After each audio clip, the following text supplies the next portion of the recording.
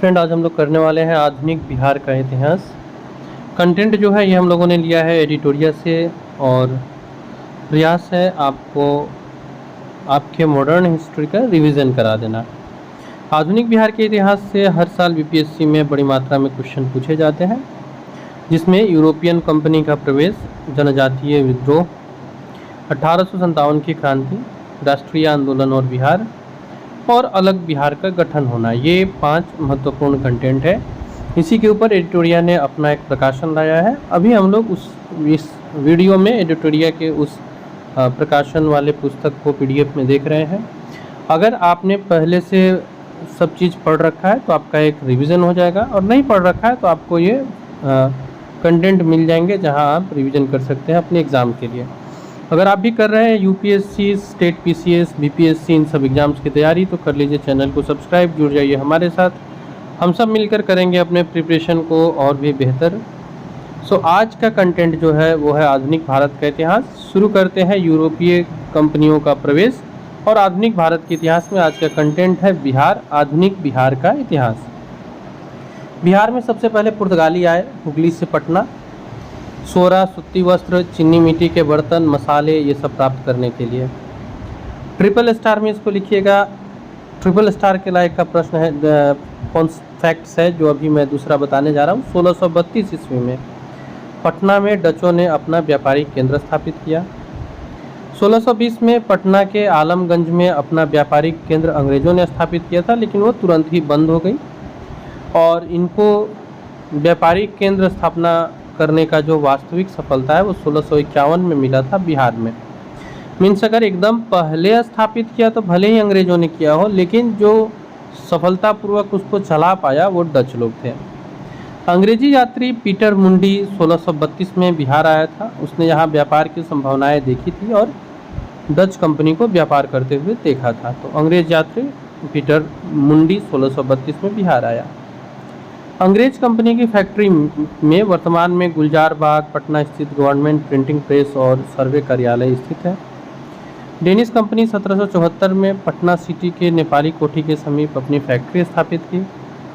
मुगल शासक फारूक सियर ने अंग्रेजों को भारत में कहीं भी व्यापार करने और सिक्के प्रयोग करने की मान्यता दे दी थी, जिसे ईस्ट इंडिया कंपनी का मैग्ना कार्टा कहा जाता है। आपके लिए एक प्रश्न है, आपको बताना है फारूक सियर का राज्याभिषेक कहाँ हुआ था, ये बताना है।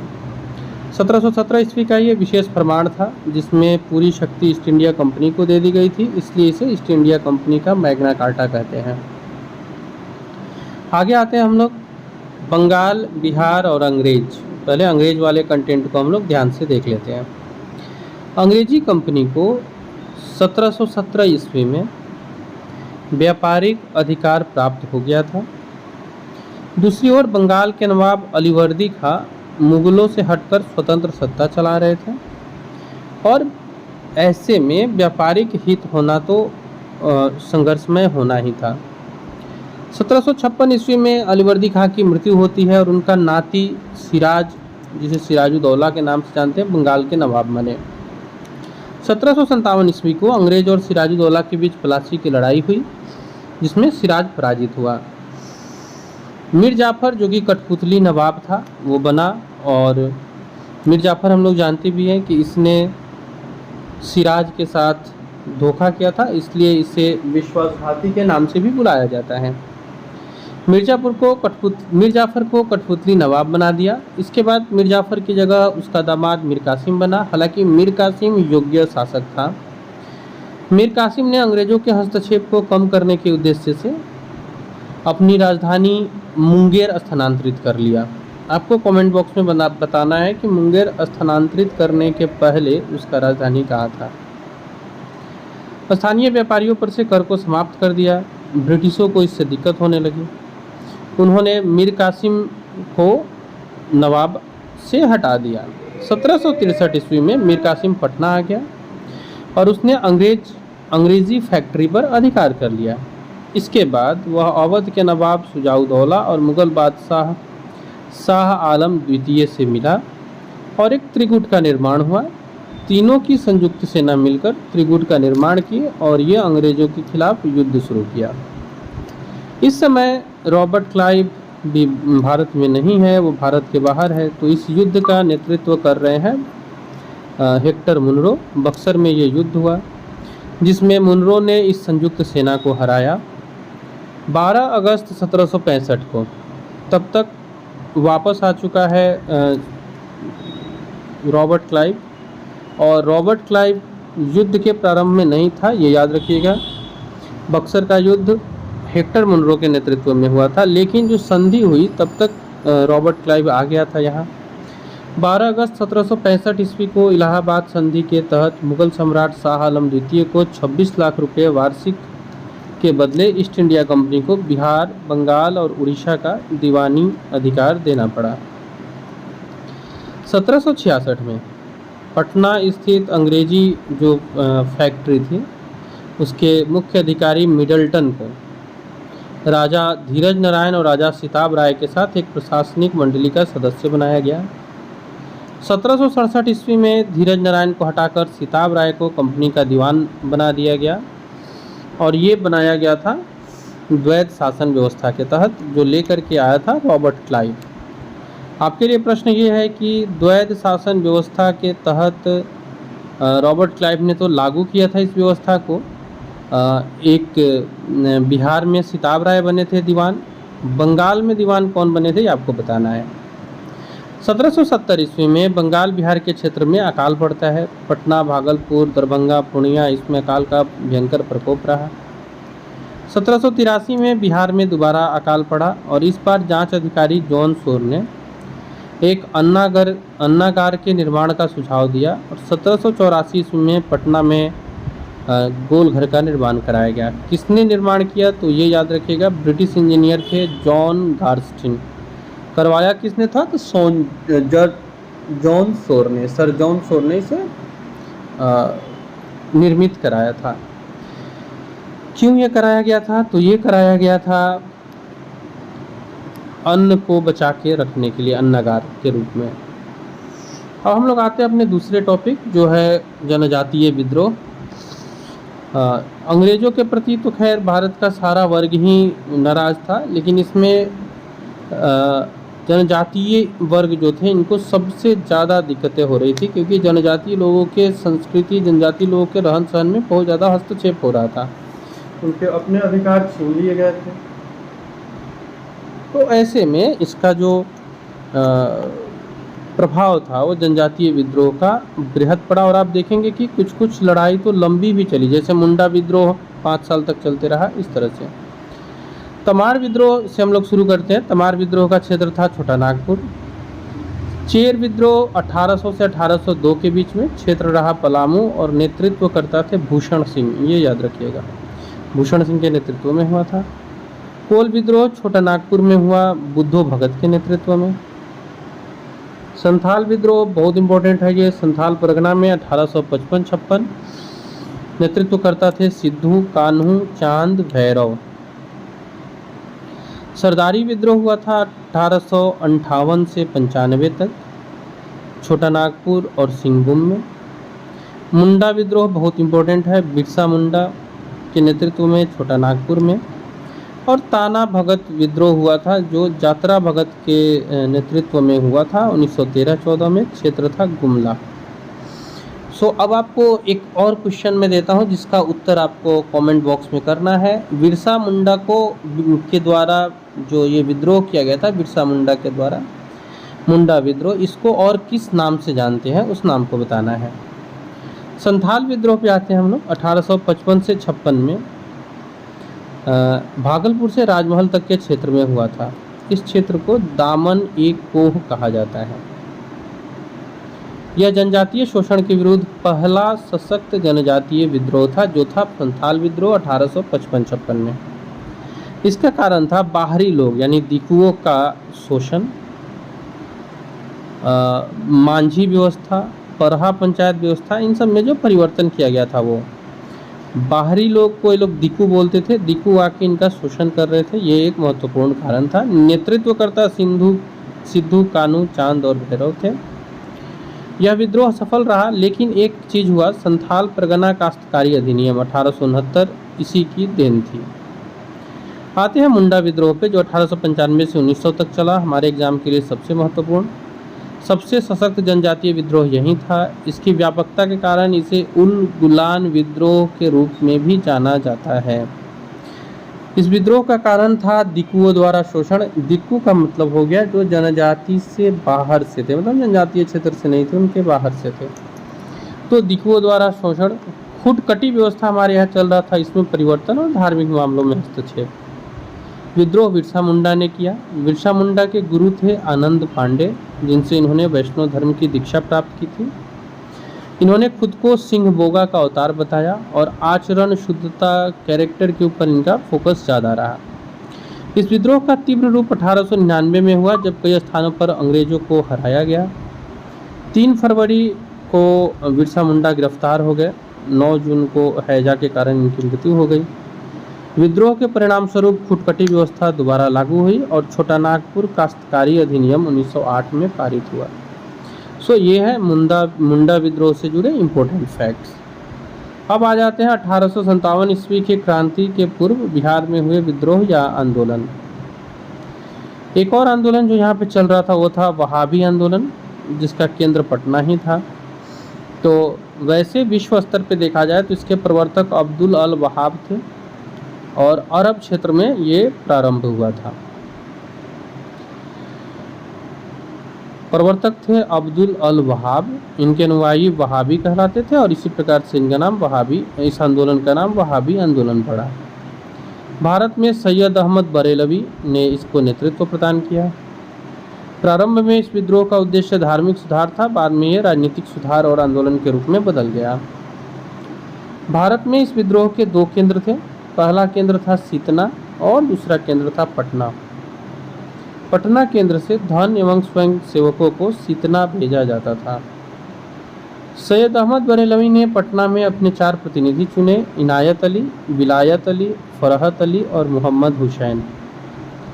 बंगाल का जो फरायजी आंदोलन था, यह वहाबी आंदोलन से ही प्रेरित था और वहाबी आंदोलन के दमन के लिए 1863 ईस्वी में अम्बाला तथा 65 ईस्वी में पटना अभियान चलाया गया था। वहाबी नेताओं को कारावास और मृत्युदंड की सजा दी गई। तो ये महत्वपूर्ण फैक्ट्स थे आपको वहाबी आंदोलन से जुड़े। आप इसका स्क्रीनशॉट्स रख सकते हैं डिजिटल नोट्स के रूप में।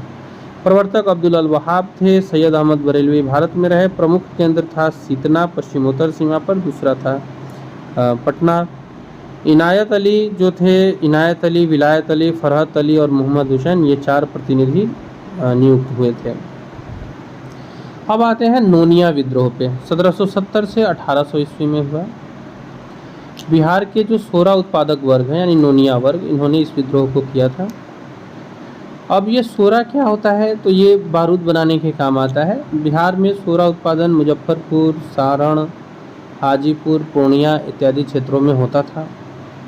बिचौलिए कच्चा सोरा ब्रिटिश कारखाने को दे देते थे तथा मुनाफा स्वयं रख लेते थे।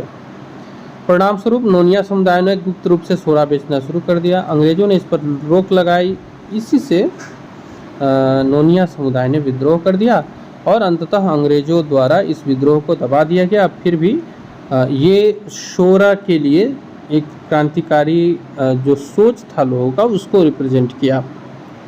नेक्स्ट बहुत इंपॉर्टेंट है लोटा विद्रोह। मुजफ्फरपुर जेल के कैदियों के द्वारा किया गया था। जेल में कैदियों को पहले पीतल का लोटा दिया जाता था, बाद में सरकार ने इसको कन्वर्ट करके मिट्टी का लोटा बना दिया, जिससे कैदियों ने इसका कड़ा विरोध किया और 1856 में विद्रोह कर दिया, जिसके परिणाम स्वरूप अंग्रेज सरकार को पुनः कैदियों को पीतल का लोटा देना पड़ा। तो लोटा विद्रोह के केवल जगह बहुत इंपॉर्टेंट है मुजफ्फरपुर, और ईस्वी बहुत इंपॉर्टेंट है, वो है 1856 यानी 57 के क्रांति के ठीक पहले।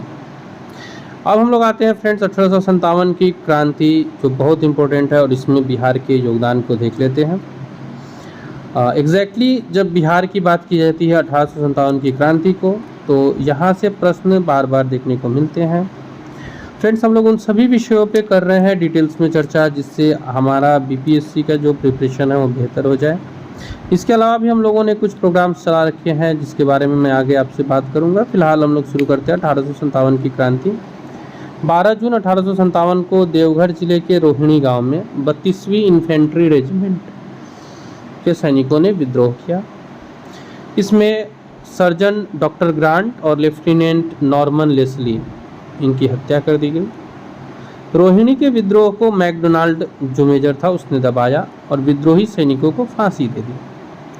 पटना में 3 जुलाई को पटना सिटी का एक पुस्तक विक्रेता थे पीर अली, इन्होंने विद्रोह किया। और ये प्रश्न भी कई बार पूछे गए हैं कि इस विद्रोह में पटना के कमिश्नर कौन थे उस समय। तो कमिश्नर थे टेलर, लेकिन जो मारे गए थे वे थे अफीम agent doctor are loyal. Commissioner Taylor ने विद्रोह को दबा दिया। पीर अली सहित 17 व्यक्तियों को फांसी दी गई। 25 जुलाई 1857 को मुजफ्फरपुर में असंतुष्ट सैनिकों ने कुछ अंग्रेज अधिकारियों की हत्या कर दी। उसी दिन दानापुर में 3 रेजिमेंटों के सैनिकों ने भी विद्रोह कर दिया और सैनिकों ने शाहाबाद जिले में प्रवेश कर जगदीशपुर के जमींदार बाबू कुंवर सिंह से मिलकर विद्रोह को प्रारंभ किया। 30 जुलाई को सरकार ने तत्कालीन सारण, तिरहुत, चंपारण और पटना जिले में सैनिक शासन लागू कर दिया। विद्रोही सैनिकों के एक झुंड ने भागलपुर तथा गया पहुंचकर जेल से 400 कैदियों को मुक्त करा लिया। जगदीशपुर के जमींदार बाबू कुंवर सिंह ने बिहार में हुए 1857 की क्रांति को नेतृत्व प्रदान किया। उन्हें कमिश्नर टेलर ने पटना में भेंट के लिए निमंत्रण दिया, मगर मौलवी अहमदुल्ला के साथ हुए विश्वासघात को समझते हुए उन्होंने 4000 सैनिकों के साथ विद्रोह प्रारंभ कर दिया। जगदीशपुर में बंदूकें एवं गोला बारूद बनाने का कारखाना स्थापित किया गया तथा 27 जुलाई 1857 को आरा पर अधिकार कर लिया गया। नेक्स्ट आते हैं अगले क्वेश्चन पे। आरा में हुए संघर्ष में अगले फैक्ट्स पे आते हैं हम लोग। आरा में हुए संघर्ष में कैप्टन डनवर मारा गया, लेकिन कुंवर सिंह को आरा छोड़ना पड़ा। वे रिया और बांदी के रास्ते लखनऊ पहुंचे। उन्हें अवध के शाह ने आजमगढ़ जिला का प्रमाण दिया। 1857 में कुंवर सिंह ने नाना साहब के साथ मिलकर कानपुर में अंग्रेजों से युद्ध किया और आजमगढ़ में भी अंग्रेजों को हराया। कैप्टन ली ग्रांट के नेतृत्व में आई ब्रिटिश सेना को कुंवर सिंह ने बुरी तरह से पराजित किया। गंगा नदी का एक घाट है शिवराजपुर घाट। इसे पार करने के क्रम में डगलस की गोली वीर कुंवर सिंह के बाएं हाथ को लगी। उन्होंने अपना बायां हाथ काटकर गंगा में प्रवाहित कर दिया और कहा, हे गंगा मैया, अपने प्यारे की यह अकिंचन भेंट स्वीकार करो। 26 अप्रैल 1858 कुंवर सिंह की मृत्यु हो गई और इसके बाद उनके छोटे भाई अमर सिंह ने हरकिशन सिंह के साथ मिलकर, जो कि उनके दूसरे भाई थे, आंदोलन को जारी रखा। अमर सिंह ने कैमूर की पहाड़ियों में मोर्चाबंदी कर सरकार के विरुद्ध संघर्ष किया। नवंबर 1858 ईस्वी तक अंग्रेज अधिकारी फिर से यहाँ पे अपना अधिकार स्थापित करने में सफल रहे। विद्रोहियों ने हथियार डाल दिए। महारानी विक्टोरिया ने क्षमादान की घोषणा की, लेकिन याद रखिएगा अमर सिंह को दंडित किया गया था। अब एक फैक्ट आप बताइएगा कि अमर सिंह की मृत्यु कहाँ हुई थी, ये आपको बताना है। अब आते हैं हम लोग कांग्रेस की स्थापना पर और बिहार के साथ उसके संबंध को देख लेते हैं। 28 दिसंबर 1885 को बम्बई में हुआ था INC यानी भारतीय राष्ट्रीय कांग्रेस की स्थापना। पहली अधिवेशन की अध्यक्षता WC बनर्जी ने किया। टोटल 72 प्रतिनिधि भाग लिए थे। इसके दूसरे अधिवेशन में बिहार से 31 प्रतिनिधियों ने भाग लिया और ये 3 बिहार में हुए कांग्रेस के अधिवेशन है। पहला 1912 में बांकेपुर पटना, माधवलंकर थे अध्यक्ष। दूसरा जो 37वां था 1922 ईस्वी में गया चितरंजन दास, और 54वां जो कि 1940 में हुआ ये रामगढ़ झारखंड में हुआ था। अध्यक्ष थे मौलाना अबुल कलाम आज़ाद।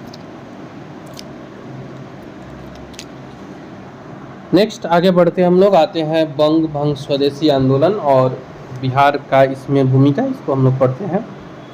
इसके पहले फ्रेंड्स, अगर आप अपने प्रिपरेशन को और भी बेहतर बनाना चाहते हैं तो डिस्क्रिप्शन में दी गई लिंक पे जो ऐप है आप इसे डाउनलोड कर लीजिए। ये आपके प्रिपरेशन को और भी मजबूत बनाएगी और जो भी चीज़ आपको आपके प्रिपरेशन के लिए आवश्यक होती है, for example syllabus, notebook, important notes, previous year question, ये सारे के सारे चीज़ आपको इस एक प्लेटफॉर्म पर अवेलेबल होंगे।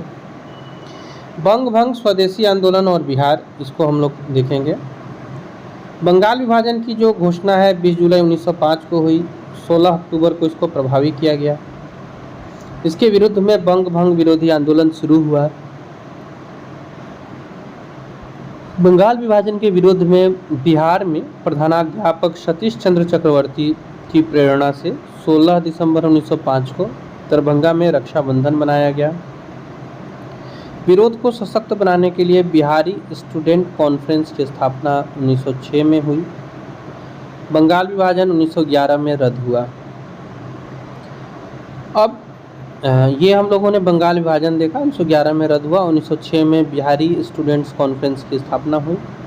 अब इस समय में एक बहुत महत्वपूर्ण कांड होता है जिसको मुजफ्फरपुर बम कांड के नाम से हम लोग जानते हैं, 1908 ईस्वी में। तो अब हम लोग इसी को पढ़ेंगे, मुजफ्फरपुर बम कांड 1908। 30 अप्रैल 1908 को खुदीराम बोस और पीसी चाकी यानी प्रफुल्ल चंद्र चाकी ने मुजफ्फरपुर के जज किंग्सफोर्ड की हत्या करने का प्रयास किया। उनके गाड़ी पर बम फेंका गया, लेकिन गाड़ी में कैनेडी की पत्नी और पुत्री थी जिनकी मृत्यु हो गई। घटना के बाद वे दोनों रेलवे लाइन से समस्तीपुर भाग निकले। प्रफुल्ल चंद्र चाकी ने गिरफ्तारी से बचने के लिए आत्महत्या कर ली, जबकि खुदीराम बोस इसमें पकड़े गए। पूसा में खुदीराम बोस पकड़े गए। खुदीराम बोस को 18 वर्ष की आयु में 11 अगस्त 1908 को फांसी की सजा दे दी गई। होम रूल आंदोलन और बिहार जो कि इम्पोर्टेंट हो जाता है, मजहरुल हक को आप यहाँ पे मुख्य भूमिका में पाते हैं। 1916 ईस्वी में एनी बेसेंट के नेतृत्व में मद्रास में तथा बाल गंगाधर तिलक के नेतृत्व में महाराष्ट्र के पूना में होम रूल लीग की स्थापना होती है। बिहार में 16 दिसंबर 1916 को मजहरुल हक की अध्यक्षता में होम रूल लीग की स्थापना हुई। खान बहादुर, सरफराज हुसैन खां एवं राय बहादुर उपाध्यक्ष तथा चंद्रवंशी सहाय एवं वैद्यनाथ नारायण सिंह सचिव बनाए गए।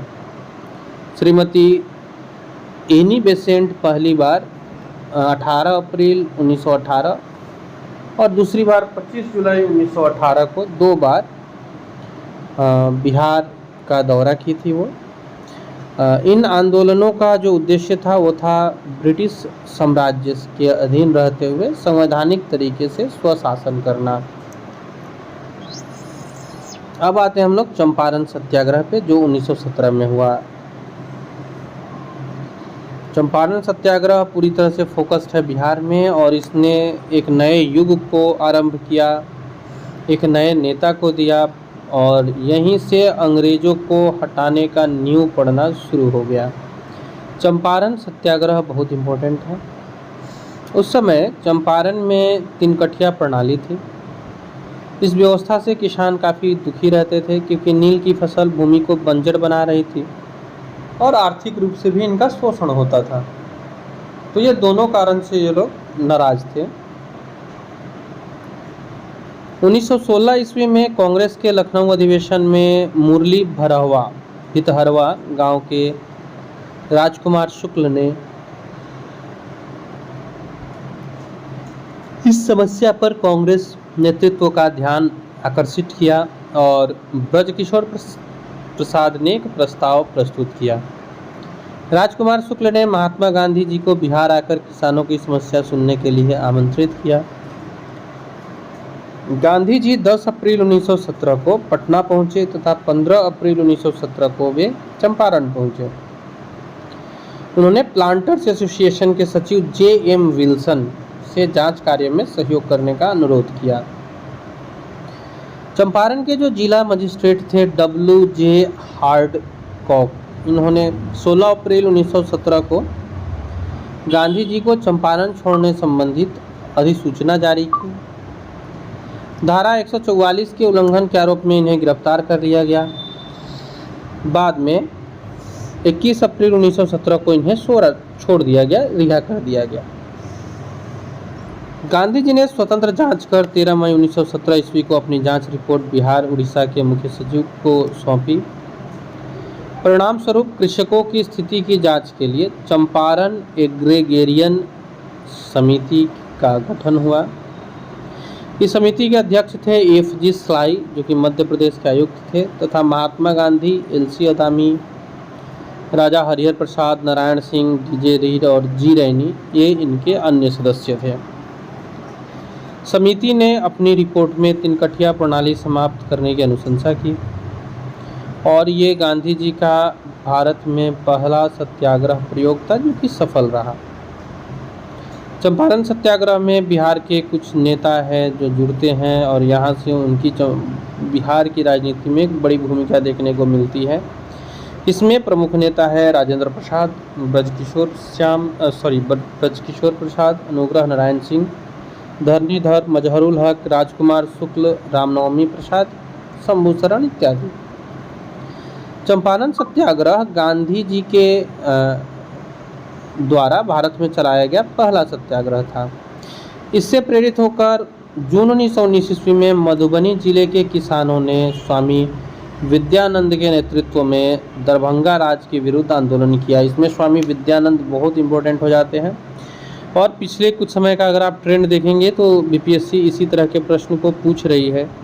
सो ये बहुत इंपॉर्टेंट है, याद रखिएगा। चंपारण सत्याग्रह से प्रेरित होकर स्वामी विद्यानंद के नेतृत्व में दरभंगा राज के विरुद्ध आंदोलन हुआ था।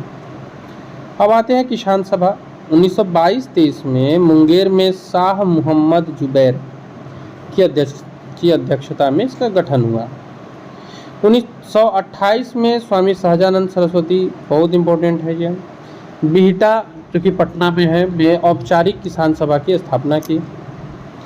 नवंबर 1929 ईस्वी में सोनपुर मेले में स्वामी सहजानंद सरस्वती की अध्यक्षता में विधिवत प्रांतीय किसान सभा की स्थापना की गई। इसके सचिव श्री कृष्ण सिंह बने सोनपुर जिले में और अध्यक्षता की थी स्वामी सहजानंद सरस्वती ने। नाम देखिए क्या है तो प्रांतीय किसान सभा। बिहार किसान आंदोलन में कार्यानंद शर्मा, राहुल सांकृत्यायन, पंचानंद शर्मा और यदुनंदन शर्मा जैसे नेता शामिल थे। बिहार प्रांतीय किसान सभा का दूसरा अधिवेशन पुरुषोत्तम दास टंडन की अध्यक्षता में 1934 में हुआ, जबकि तीसरा अधिवेशन हाजीपुर में 1935 में स्वामी सहजानंद सरस्वती की अध्यक्षता में हुआ। नवंबर 1936 ईस्वी में कार्यानंद शर्मा के नेतृत्व में मुंगेर के बढ़िया ताल में बिहार प्रांतीय किसान सभा ने जमींदारी उत्पीड़न के विरुद्ध संघर्ष किया। 11 अप्रैल 1936 को लखनऊ में स्वामी सहजानंद की अध्यक्षता में अखिल भारतीय किसान सभा का गठन हुआ और इसके जो सचिव बने वो एन.जी. रंगा थे। तो ये याद रखिएगा, लखनऊ में स्वामी सहजानंद की अध्यक्षता में अखिल भारतीय किसान सभा का गठन हुआ, सचिव एन.जी. रंगा थे। किसान सभा का जो महत्वपूर्ण सम्मेलन है वो यहाँ बॉक्स में दिया गया है, ये इम्पोर्टेंट हो जाता है। पहला महत्वपूर्ण सम्मेलन जो था वो सोनपुर में 1929 स्वामी सहजानंद सरस्वती के नेतृत्व में। दूसरा गया में हुआ था 1934 में, जिसका नेतृत्व पी.डी. टंडन या पुरुषोत्तम दास टंडन ने किया। तीसरा हाजीपुर में हुआ जो 1935 में हुआ और अध्यक्ष थे स्वामी सहजानंद सरस्वती, यानी केवल एक बार 1934 में पुरुषोत्तम दास टंडन थे। अब ये कुछ प्रमुख किसान नेता है और उनका कार्य क्षेत्र दिया गया है। यदुनंदन शर्मा गया से थे, यमुना कारी दरभंगा सारण से थी, राहुल सांकृत्यायन अनवारी या अंबारी आप कह सकते हैं सिवान से थे और कार्यानंद शर्मा। तो खिलाफत आंदोलन और बिहार को देख लेते हैं। पहले विश्व युद्ध के बाद मित्र राष्ट्रों द्वारा तुर्की के खिलाफ एक अपमानजनक संधि की गई और इसके विरोध में खिलाफत आंदोलन हुआ 1919 से 23 तक। इसका असर भारत में भी पड़ा और भारत के बिहार में भी पड़ा। नवंबर 1919 में पटना में हसन इमाम की अध्यक्षता में एक सभा आयोजित हुई जिसमें इसके बारे में डिटेल्स में चर्चा किया गया। 19 मार्च 1920 को बिहार के सभी मुसलमानों ने हड़ताल किया। 1920 ईस्वी में खिलाफत आंदोलन असहयोग आंदोलन के साथ साथ संचालित होते रहा। इसी बीच तुर्की में मुस्तफ़ा कमल पाशा द्वारा 1924 में खलीफा पद को समाप्त करने के कारण खिलाफत आंदोलन यहाँ भी समाप्त हो गया और ये निष्प्रभावी हो गया। पैरेलल में इसके असहयोग आंदोलन चल रहा था। सितंबर 1928 में लाला लाजपत राय की अध्यक्षता में कलकत्ता के विशेष अधिवेशन में गांधी जी के असहयोग आंदोलन के प्रस्ताव को स्वीकार कर लिया गया। कांग्रेस के नागपुर अधिवेशन 1920 में इसे पूर्ण स्वीकृति दी गई। बिहार में इससे पूर्व बिहार प्रांतीय सम्मेलन के 12वें अधिवेशन भागलपुर में राजेंद्र प्रसाद की अध्यक्षता में हुआ, जिसमें असहयोग पर बल दिया गया। नवंबर 1920 में ही शाहाबाद में नशाबंदी आंदोलन शुरू हुआ। असहयोग आंदोलन के क्रम में राजेंद्र प्रसाद, मजहरुल हक, ब्रज किशोर प्रसाद, मोहम्मद साकी इत्यादि भाग ले रहे हैं। राजेंद्र प्रसाद ने वकालत का पेशा छोड़ दिया गांधी जी के आह्वान पर, और उनके भाई महेंद्र प्रसाद ने राय साहब की उपाधि लौटा दी, मजिस्ट्रेट पद से इस्तीफा दे दिया।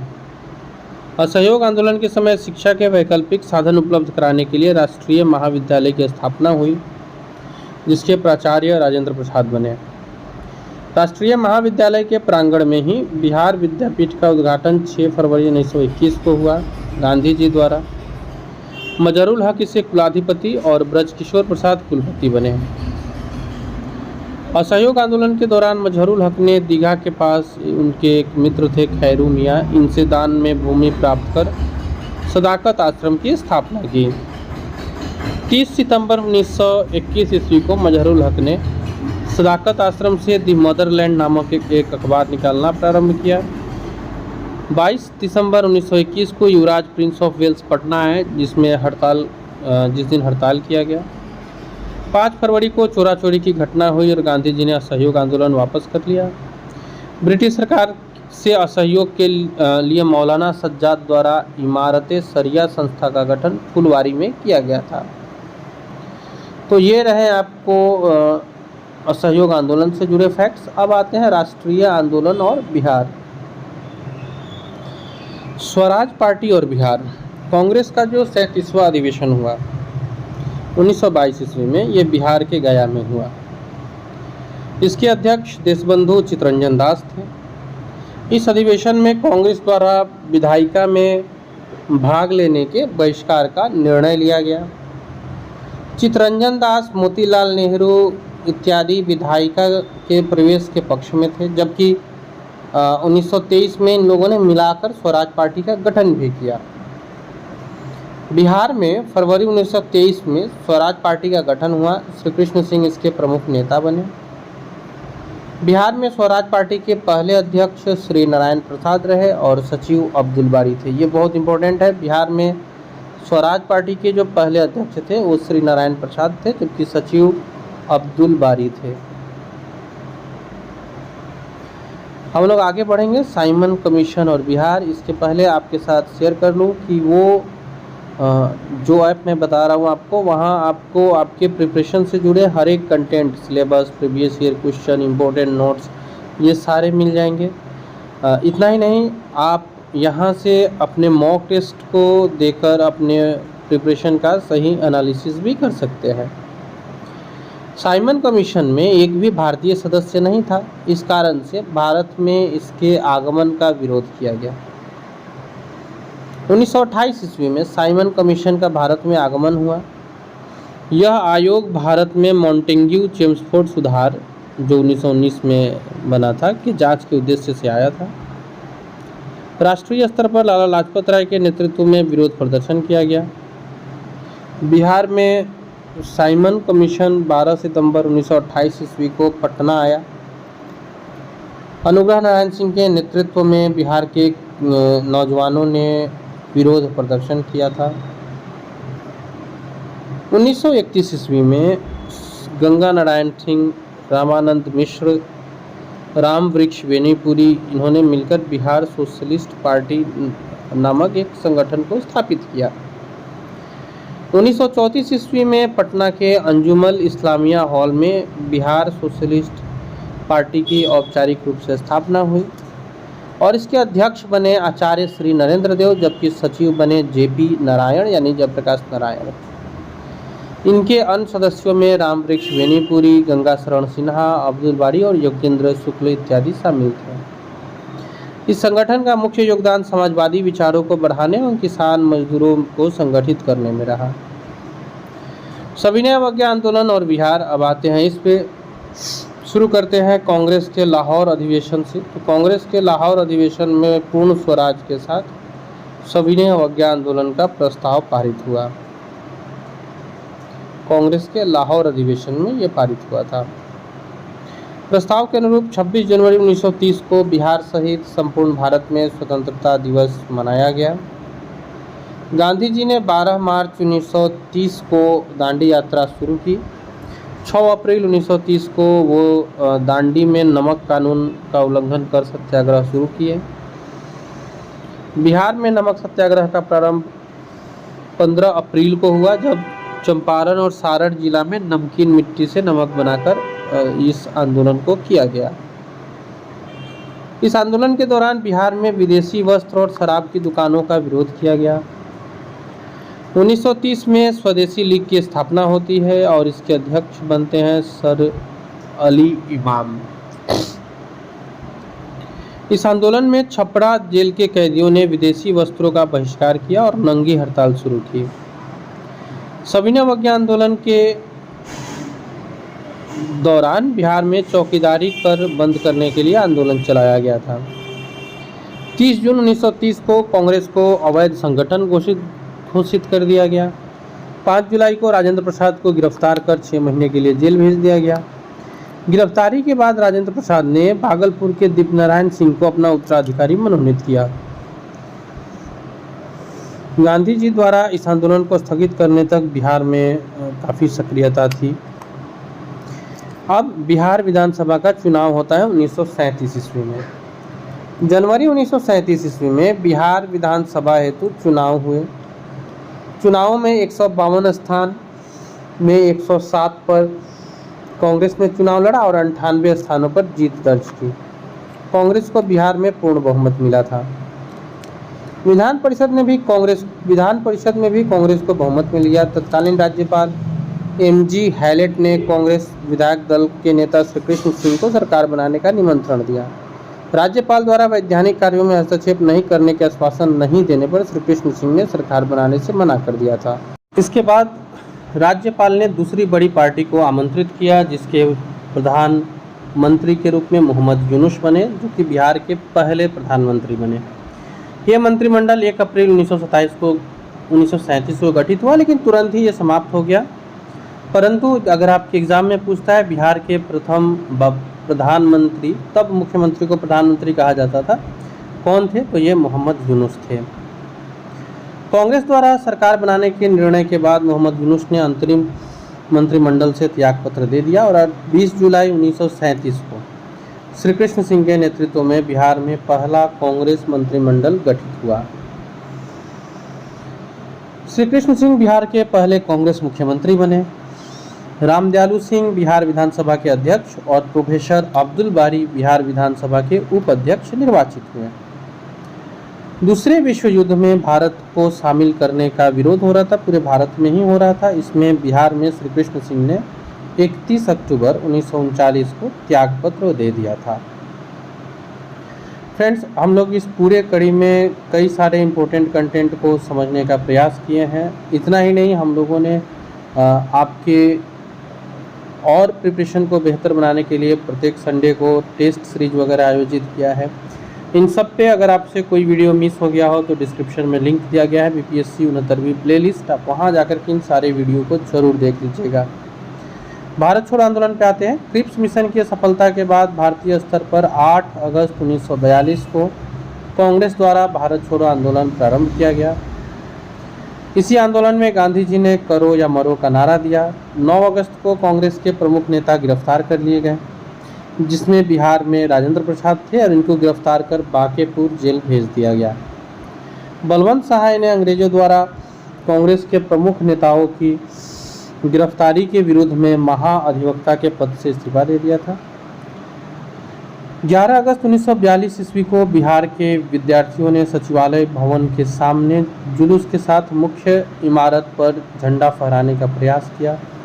पटना के तत्कालीन जिलाधिकारी आर्चर ने इस पे गोली चलाने का आदेश दिया, जिसमें सभी जो 7 छात्र थे वहाँ वो शहीद हो गए और कई छात्र गंभीर हो गए। इन छात्रों के नाम हैं उमाकांत सिंह सिन्हा, रामानंद सिंह, सतीश प्रसाद, राजेंद्र सिंह, राम गोविंद सिंह, देवीपत चौधरी और जगपति कुमार। इनकी हत्या हुई थी। स्वतंत्रता के बाद सचिवालय के सामने 7 शहीद स्मारक स्थापित किया गया और इसका अनावरण देश के पहले राष्ट्रपति डॉक्टर राजेंद्र प्रसाद ने 1956 ईस्वी में किया। तो ये वो 7 शहीद थे जो झंडा फहराने का प्रयास करते हुए गोलीकांड में शहीद हो गए थे। इसमें गोली चलाने का आदेश आर्चर ने दिया था। 12 अगस्त 1942 को सचिवालय गोलीकांड के विरुद्ध में पटना में पूरी तरह से हड़ताल रही। भारत छोड़ो आंदोलन के समय आज़ाद दस्ता का अखिल भारतीय केंद्र संगठित हुआ। इसका गठन सरकार के विरुद्ध तोड़फोड़ की कार्रवाई और संचार साधनों को नष्ट करने इत्यादि के उद्देश्य से किया गया था। आज़ाद दस्ता के संस्थापक जयप्रकाश नारायण थे। इन्हें गिरफ्तार कर हजारीबाग जेल भेज दिया गया। 9 नवंबर 1942 को, उस दिन दीपावली थी। दीपावली की रात वे अपने 5 साथी रामानंद मिश्र, सूरज नारायण सिंह, योगेंद्र शुक्ल, गुलाबी सोनार और शालिग्राम सिंह के साथ जेल की दीवार फांदकर भाग निकले। इन्होंने इसके बाद आज़ाद दस्ता का गठन किया। नेपाल में आज़ाद दस्ता का प्रशिक्षण शिविर राजविलास जंगल में गठित हुआ। इसमें बिहार के युवाओं को छापामार युद्ध और अग्निशस्त्रों को चलाने की शिक्षा दी गई। इसके निदेशक सरदार नित्यानंद सिंह थे। आज़ाद दस्ता में जेपी के साथ अर्थात जयप्रकाश नारायण के साथ राम मनोहर लोहिया, अरुणा आसफ अली, सूरज नारायण सिंह, योगेंद्र शुक्ल, रामानंदन मिश्र, अच्युत पटवर्धन इत्यादि समाजवादी नेता भी शामिल थे। आज़ाद दस्ता के रेडियो प्रचार का जो दायित्व था ये राम मनोहर लोहिया पर था। 1943 ईस्वी के मध्य तक सभी प्रमुख नेताओं को गिरफ्तार कर लिया गया और आज़ाद दस्ता का जो प्रयास था वो धीरे धीरे शिथिल पड़ने लगा। भारत छोड़ो आंदोलन के दौरान बिहार के छात्रों ने ट्रेन पर कब्जा कर स्वराज ट्रेन नाम से इसे चलाया। सिवान में थाने पर राष्ट्रीय झंडा फहराने की कोशिश में फूलेना प्रसाद श्रीवास्तव पुलिस की गोलियों के शिकार हुए।